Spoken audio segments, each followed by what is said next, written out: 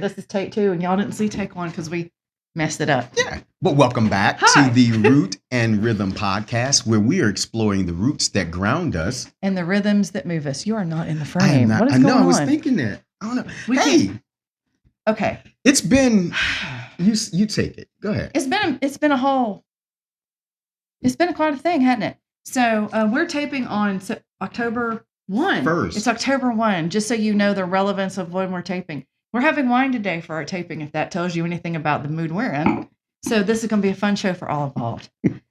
Our sponsor today, which is not paying us, but they could, just saying. Afton. Our wine is being provided today by Afton Mountain Winery. I was just there this weekend. I bought too much.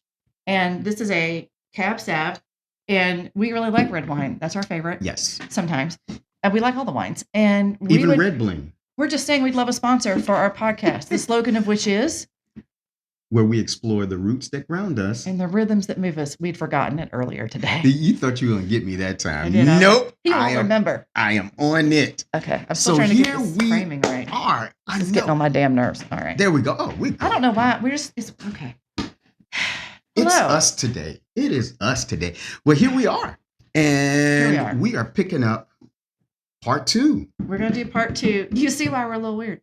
We're going to do part 2 of our parenting adults thing. Oh boy. Episode. Okay. For those of you who are just catching up, we had part 2 already filmed and ready to go, but unbeknownst to us, we had filmed it without any sound whatsoever. So we lost a shit ton of good content. Early cried. It was a whole thing.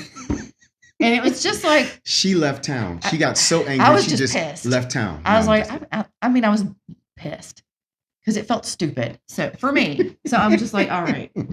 So here's us. Oh my God. The call, when she called me, she said, I was this close to crying just because I was so frustrated. Like, you're not going to believe this. And I was like, well, what did I do? I was mad. He was like, I'm going to send this to you. See if you can pull some sound off of it. And I was like, Lord, please help me do this because Kim is going to pop off. I did. I was very upset. I was like, I'm just fucking mad. I'm just going to send it to you and I want to talk about it. She's like, okay. So yeah. So you were catching them up. So go back and look at the first episode we did on parenting adult children. We shared some of the journey, some of the ups and the downs, the challenges, and all of the stuff. Today, Kim said, let's flip it a little bit. What are we going to do? We want to talk a little bit about the pleasures of it. Because I feel like the pleasures. Well, because some of it is like, okay, so adult children, I think we've covered the fact that it's challenging from an emotional level as a parent, because you're not only re-examining your parenting in hindsight, but you're re-examining your own childhood in hindsight as well, because you start having to untangle how the way you were parented. Oh my goodness. Impacts how you parented, and then also how those mistakes can traverse generation. So like parenting is heavy anyway. Like it's just fucking heavy. Parenting can be triggering for your past traumas as well. I was talking to a guy the other day and we were just talking about, how his childhood has impacted him. And he had never heard about the concept of attachment style. Oh, dude, I could give him a whole lesson. Oh, I got lessons. When I explained some of the things, he was like, oh my God, you're describing my life. Because he was an avoidant attachment style, which is me. Same. Are you serious? Hey, attachment style. Solid shitty parenting. Right on. See how we laugh at our traumas now? It's therapy and wine. Woo-hoo. But just understanding that sometimes our children are living in 3D. Some of the things that we struggled with, and it's for me, it's hard. It was always hard to balance that because the guilt, parenting guilt, and we talked about that. We have a lot of parenting guilt. We covered it a lot in the episode you'll never see because there's no sound. Oh yeah, we covered quite just because the lost archive. It's that makes it sound so fancy. One day after we're long gone, somebody's going to discover that. That looked like a good conversation if we could hear it. They're going to restore them. Yeah. AI will do it for us. Sure. But anyway, adult parenting. Let's jump right in feet first. What is, if you could sum up adult parenting in one happy sentence? Huh? In one celebratory All I do sentence. is worry. It is a joy to discover the people that your children are or that are becoming. That has been a pleasure. Okay. That has been such a delight. Like in particular, because my oldest is my daughter, and my youngest is they them. But my oldest, of course, I'm going to, she's the girl, she's the eldest daughter, I'm the eldest daughter. We have all that stuff going on. But let me tell you something. My child is so much smarter than I ever was at her age. Like she's so smart. She's so good at thinking through her decisions rationally. Like I didn't have any of that in my 20s. Like her 20s are like my 45s. Like isn't that crazy? She's so good. And I see that with a lot of, we had this discussion at my book club this past week about how much fun it is to watch all these kids that we've known their whole lives grow up. Because the people in my book club, we've known each other for about 30 years. So we know all of our kids know each other. And yeah, so you get to talk to them, go to weddings and help them buy houses and do all the things. And so I get to in particular, because of what I do, get to really experience these young adults. Wow. Like on their kind of big adulting things, and like see how they relate to their stuff. Yeah. I see how they relate to their partners. I see how they relate to the world and other adults, and how they think about money and how they think about their time and their value and their worth. Like that for like, I will say many things. I love being Gen X. I like being part of the generation I'm in. Yeah. But I will say I think my children's generation is knocking it out of the fucking park. Yeah. In terms of mental health comparatively, like in terms of making good choices, in terms of choosing to be happy and being okay with that choice. Yeah, taking the hit. Yeah. Because probably you and I probably grew up around in the same mindset that just kind of go along to get along. Let me just get this stuff done. Let me just kind of we're doing what we're told, right? Because that was the recipe. Grow up, get an education, get a good job, have 2.5 kids, picket fence, maybe get a dog. Mortgage. Get a mortgage. That's the path to happiness and wealth. That's where it is. And here, this generation is saying, screw that. Because they know it's not true. They know we were told lies. Like right. They know. Because education is the American dream. So you got $80,000 of debt to go into your first career, your first marriage, drag into your first mortgage anyway. But I think that I want to call them almost the fearless versions of us. Except they're all afraid to drive, so I don't understand that. Why are y'all so scared to drive? Why are y'all so scared? No, my daughter will. My youngest still doesn't. I don't know for sure. I don't know that child has a license. I'm on because they moved to a city with mass transit. They don't have to, which is great. If you can do that, like highly recommend if you're a city person, which I am. Philly. I like living. Yeah. I like living with mass transit. That's one of the failures of where we live. So I don't dog it. My youngest, has worked all over the world, traveled all over the world. My oldest, all over the world. And she figured out early on that like driving is important for what she likes to do. Yeah. So that's what she does. So there's that. The thing that when we kind of delve into you keep moving. What are you fearless? Doing? I'm trying. When we start dealing with just the fearless versions of ourselves, sometimes I had to adjust how I responded to my kids because they were so fiery because of their generation. And I had to learn, and I was poor at it, of not quenching that fire, but guiding that fire. That's a hard thing to do because because again, we're fear-based. We're very fear-based as parents. So like everything, like we just want you to be okay. Yeah. Are you safe? Like that's first. I remember at some point when my children were teenagers going like, okay, these are the teen years. At this point, I can't care that you're happy. I cannot even be concerned. I don't give a damn. Mm-hmm. I really need to care that I get you to adulthood alive. Exactly. Because you're in danger. Going to school, America, try to drive. You're in danger, girl. Like for real though. Like I just remember thinking like, I just need to get these children to grow up and not be dead or damaged because that seemed to be a bigger risk, right? Yeah, and it's crazy because I used to have the most unrealistic fears about my kid, and it's probably a mix because I was so terrible. Oh God, I was horrible. Same. I mean, like ashamed of my, and then you see these new versions of you showing up and they're making some decisions, but some of them kind of look like some of the bad ones I made. Mm-hmm. And you were saying this, it's like trying to parent without putting your hands on it. Yeah. Yeah. Which is difficult as hell. Well, and again, here's the hard part about it's the hard part, but the fun part, but the hard part.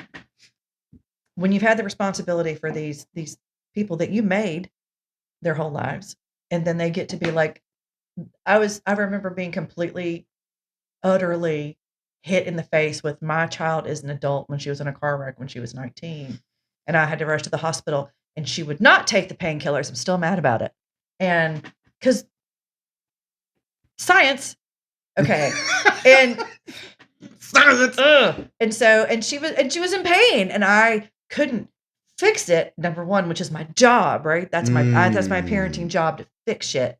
And then also, she would not do what they recommended, which was take the pain meds, and she knew the pain meds, and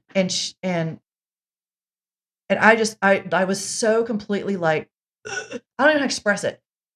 Just shocked at the idea that I could no longer make her better, that I could no longer overrule her. How about that? It was horrible.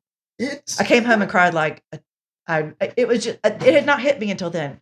I don't think it was real for me that she was an adult until then, but that hit hard. Mm-hmm. I did not like it. I still don't like it. I still think I should be able to fix shit. But fair enough. But okay. And it's almost, I think it's a rite of passage. I hate it so much. Because how did you transition with your family? Like with your parents when you got there and you started getting your own Kim brain? We just fought all the. Are you kidding me? We were throwing plates and shit. Like, no. my folks did not enjoy. They didn't welcome. They didn't like the end of their authority. There's a difference between like care and authority. They didn't like the end of their authority, and they didn't like because I was super mouthy. Shocking. I know. What? Shocking to you were all. headstrong? A little bit. And wee bit. I had manners. But they didn't like that. So I didn't want to be that. So I wasn't that. Like, I did not want to exert my authority on them. Like, I was always okay with them making their own mistakes. I didn't want them making my mistakes.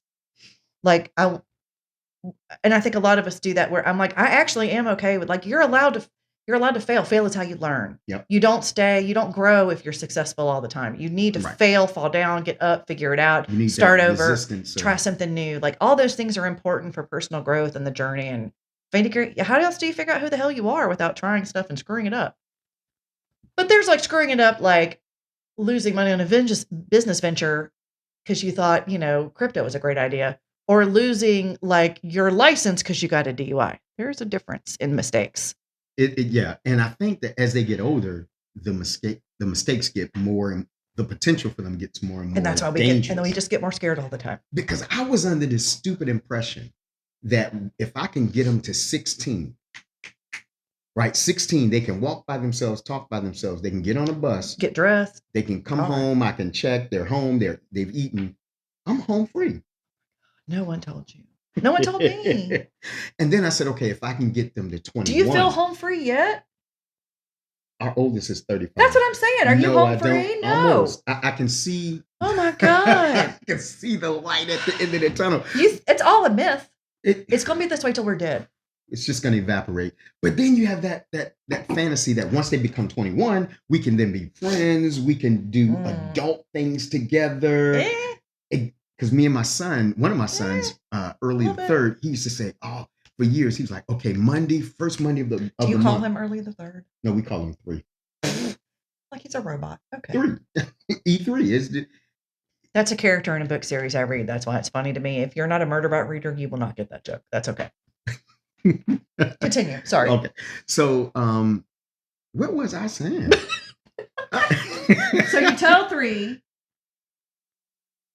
Yeah. About, I don't know. We were talking about 3, and I got caught up in the name. I'm sorry. You threw me off with the name. I'm sorry. Okay. Oh, yeah. So as he's getting older and he's in his 20s. Oh, there we go. I'm trying to help him make some decisions, but I can feel the tug.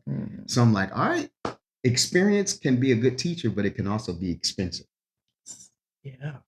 And thank God, knock on wood, he has now joined the Army. No, I'm sorry, he joined the Navy. The Navy. We're a Navy town. He's largely in Pensacola, Florida. I know I'm so sorry. I know, but I know he's got somewhere to sleep. Yeah, he's getting fed at least 3 times a day, and he's got some money in his pocket. Hopefully, he's not doing stupid shit with it. So, Dad of the year, winning. Right? We got to take a win when we can get Yeah, one. man, you ain't lying. Right? Okay, if you don't fucking stop moving. I didn't move. Hand to God. You are. Okay. How can I move if I'm not moving? I don't know, but it's happening. Maybe the floor is shifting. But We'll anyway. blame the floor. You just moved. Did I? You just scooted. Oh, you know what? That's my ADD going crazy. All right. So I'm still, and we're talking about happiness with our adult kids. So what is your favorite thing about the adultingness of your youngins? When they can call me and vent. Oh, like a friend. Yeah. And I'm just listening. I'm like, blip, blip, blip, blip, blip. And I'm like, yeah, they can cuss it. I'm like, okay. But then I mess up sometimes because I say, okay, here's how you. The most hated words for every adult child, including myself. You should. Let me tell you how. Let me tell you what you should do.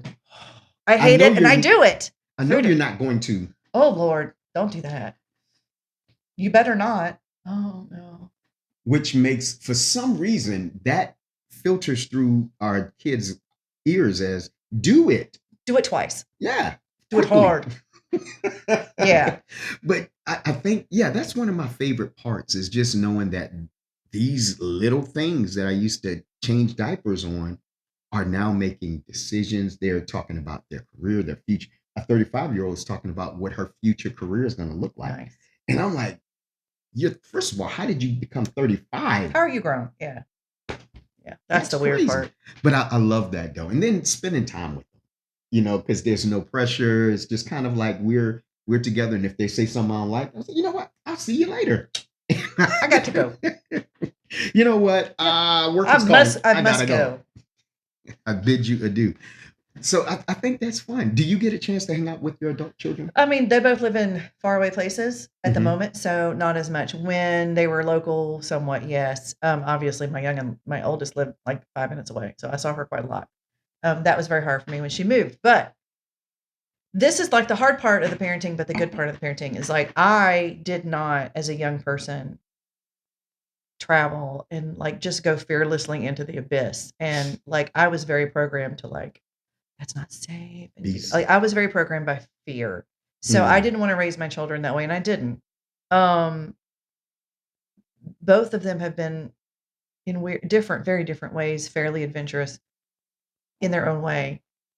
And as much as I miss them being nearby, and it's a joy to have them hang out, it's really just cool to watch them live their lives, because I'm firmly of the camp that like we don't have children. Like we all have children for ourselves. Let's not pretend we didn't do it for us, for your own whatever, emotional need, ego, whatever you want to call it. Everybody has their own personal reasons for having children in the first place, if it was by choice.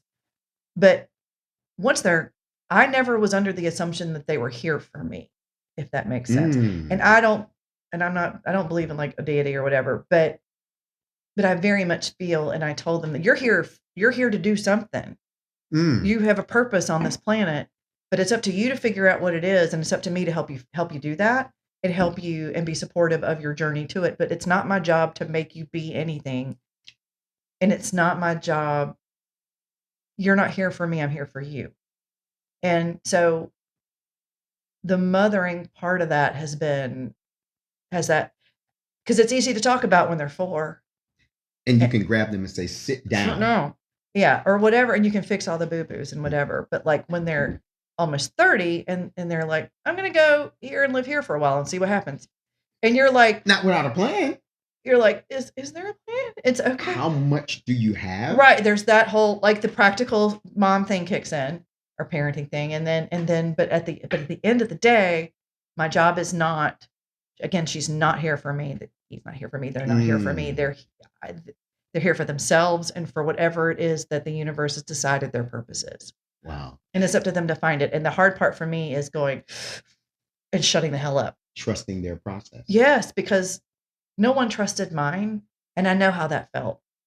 I don't want to do that. It's like you're stripped of any vision that you have, because they're saying, no, you don't think that. Here's what you think. Right. I didn't get it. No one told me I could think about it. So I didn't do that till I was in my 40s, really. I didn't start formulating like, but is this what I want for my life? I didn't want them to do that. I wanted better for them. Oh my God. You're opening up so many cool things, because when we, it's crazy. You said that they're not here for us. we're here for them. Mm-hmm. And what about people like me who made that, just butchered that up? Because I know that there's some folks, right? Who hasn't? I know there's somebody watching and they're like, oh my God, but you guys don't know. I screwed my kids up. Yeah. That's that parenting guilt. We got a lot of the guilt. Yeah. I don't know that you fix that. That's what therapy's for. Because again, it's not their job to help you fix it. Ooh. Okay, which is the uncomfortable part, because that means it's your job, and that's not fun.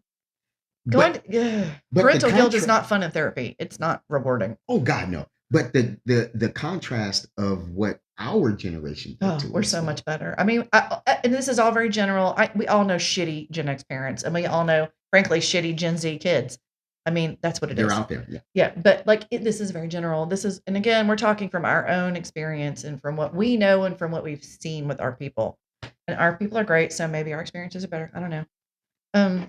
But put a comment down. We got to stress that a lot. Please comment, tag. If you got a thought, like, please share, because we do really want to respond to comments, because it helps us figure out our discussions going forward. What's hitting, what's not, but also like what we need to maybe consider, because we can be wrong all the time. Sometimes.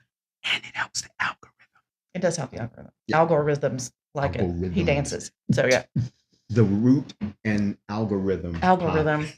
I don't know how to say. I can't even say it without giggling. So no. Wow. So yeah, fun stuff with parenting. What because I know you're a traveler. Yeah. What have you had a chance to take any trips with your kids? Oh yeah. Not some more local short key stuff with my youngest. Much more like within the state, or within the next couple states.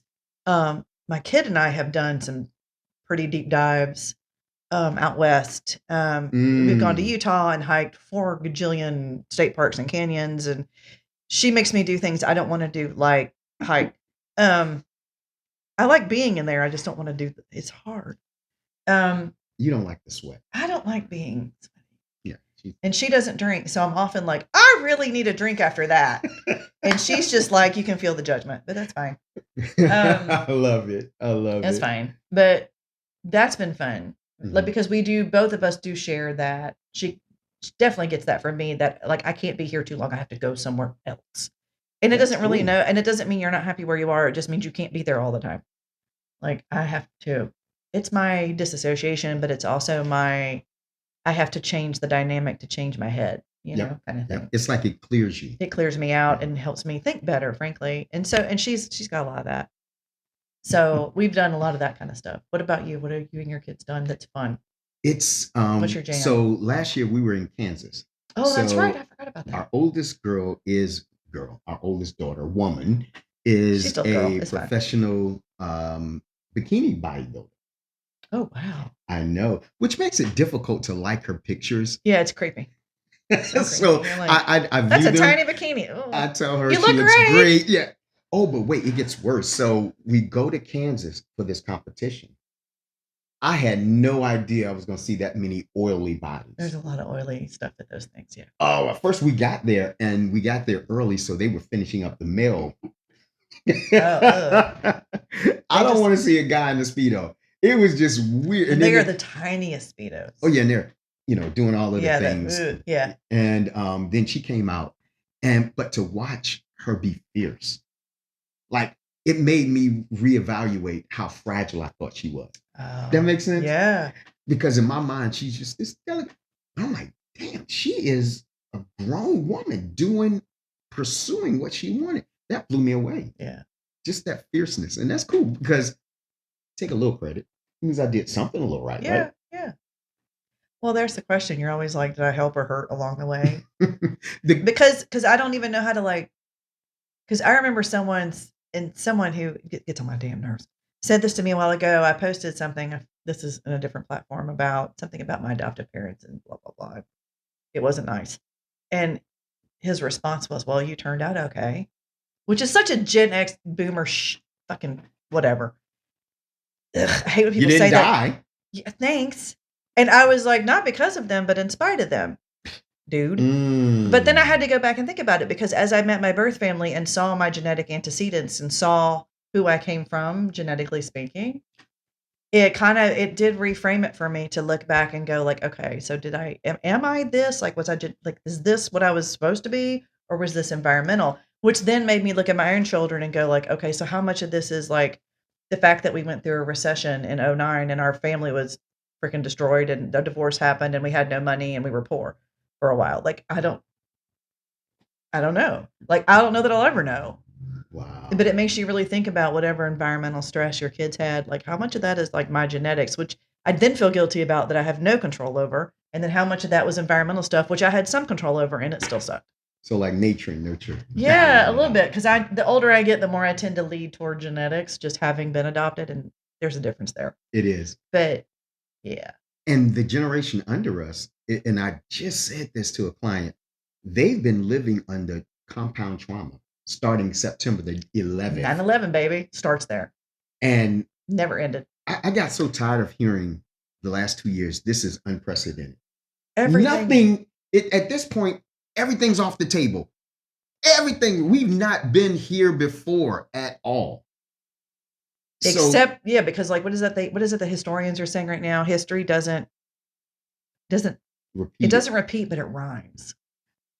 Like a rhythm. And you're like, oh, that tracks. When you look at the scope of certainly Western civilization. Oh, yeah. So, which is, again, we're Western. That's what we know. Yep. But it's so cool. I just, as we're getting older, yeah, I can say that confidently. We're better. It's better than the alternative. Absolutely. Okay. And I think happy to be here. I think what's going to happen is we're going to see more of our legacy coming through our kids in some regard. Because that's okay. So just as a parent of kids who are not kids anymore, like that's the fun part. I'm actually really looking forward to seeing what happens to my kids in their 30s. Because I think it's going to get real interesting. Just because, like, I think your 20s are just a shit show of bad decisions and figuring it out, and that's okay. Like that's normal. That's what we're supposed to be doing. Yeah. But your 30s, you kind of like you're like, no, I kind of know who I am. You settling. You don't 100% know, but you got a good handle on it, and you start going like, no, this is actually what I want, and I am willing to do whatever to do it, and I'm going to stand up to this, and I'm not going to like you figure out your stances, your political and moral stances become much more firmly aligned, set for yourself. And I just think it's going to be a fun thing to watch them. I can't wait to see what they do. And I can't wait to see it. I think it's going to be cool. Yeah. I had a conversation with my daughter when she was 32. Okay. And no, 33. And she was talking about her daughter. Right. And she thought about it and said, wow, you're my mom, and you had me when I was only 2 years older than my daughter right now. And she says, I get it. And that's rewarding. Oh my God. You're like, oh my God. She was like, I get it. It wasn't always easy. And I couldn't ask for anything more than that. No. If they get to a point where they can have empathy for the struggle. Help a brother. Because it takes a while for them to get that empathy and there's that whole, and I've had this conversation with both of my children at different times. Like it's when they stop seeing me as just mom, like this box in their head of mom, whatever mom is for that in their brain. And they start seeing me as a human being, like a whole separate human being. A resource. That's a win. It's like, then you're like, oh, okay, now the relationship shifts again and we move forward on a different level because they see you, flaws and all, but they see you as a person, not just as something that's there for them, part of them. Because as the parent, that's the hard part when they become adults is to stop seeing them as part of yourself, to start seeing them as whole individual people, just like you would anybody on the street. Wow. That's good. So we did part 1. We talked a lot about some of the struggle, woes, the battle scars, the struggle. I feel like today was kind of a victory lap. Yeah. Just celebrating the fact that we're honored to parent our adult children. Oh, it's such a gift. It's like, that's the one job I would always have signed up for. Absolutely. And very often it was a really hard job. It was so hard. But like, in some days it's still hard. Some days it's just really hard. But no comment. That's yeah, I know, right? But that's the job. If there's any job in this life that I've had that I've always really wanted, that's the one. Wow. That's the one I would do. That's the one that paid the very least money. And that frankly I was least thankful for. But I would not be the same person. I would not have I grew, whether I wanted to or not. Our kids help us. They help you grow. They push you forward. I hope if you're remotely trying to heal it all from childhood crap, they really help you grow. They really help you work through your stuff. And I'm sorry, that's my regret. Again, and I've said this before, I wish I had been a little more healed and done some more personal work before I had children, but then I wouldn't have my babies that I have, and I would be sad. I would miss them. One change would cause a ripple, and you wouldn't be. And I wouldn't be the same. I wouldn't. And my whole life could have been very different. And I don't unwish my life, but no. But I do. You always look back and go like, I wish I'd done that better. I wish I was better prepared. That never ends either. Like, just so y'all know, that doesn't quit either when they're grown up. I'm still like, I'll hang up the phone and be like, did I say that right? I didn't say that right. Should I have pushed more for Should this? Right. Should I have dialed back my, we still do it, just so y'all know. It's not, it doesn't really get easier. We just go. We just keep thriving in it, right? We love them so much. Absolutely. Thank you so much for joining us at the Root and Rhythm podcast, where we are exploring the roots that ground us. And the rhythms that move us. And the rhythms that moving us today are red wine. Cheers. Afton. Cheers. Thank you. Afton Mountain Winery. That was really loud at the microphones. I'm really sorry. See you next time, folks. Bye.